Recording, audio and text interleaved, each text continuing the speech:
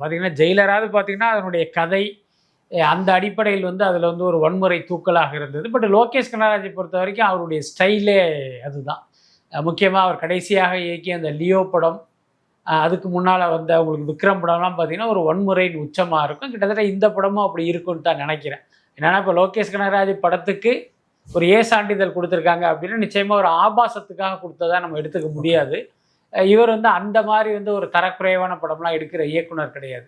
வன்முறையில் வந்து எந்த அளவுக்கு ஒரு அதிகபட்ச வன்முறையை காட்ட முடியுமோ அப்படியான ஒரு படமாக இருக்கும் அப்படின்னு தான் நான் நினைக்கிறேன்.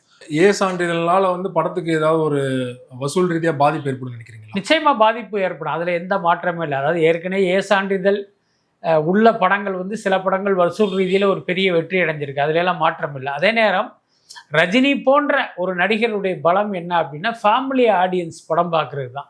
நீங்கள் வெறும் ரசிகனை மட்டும் திருப்திப்படுத்துகிற படத்தில் மட்டுமே நடித்தால் ரஜினி வந்து இந்த உயரத்துக்கே வந்திருக்க முடியாது. அவர் வந்து ஒரு யதார்த்தத்தை புரிஞ்சவர். எல்லா மக்களுக்கும் பிடித்தமான, எல்லா மக்களும் ரசிக்கிற படத்தை கொடுக்கணுங்கிறது தான் ரஜினியுடைய ஸ்டைலு. அதை அவர் தொடர்ந்து ஃபாலோ பண்ணிட்டு இருக்காரு. அதனால தான் இன்றைக்கு அவருக்கு அவ்வளோ பெரிய இடமும் கிடைத்தது.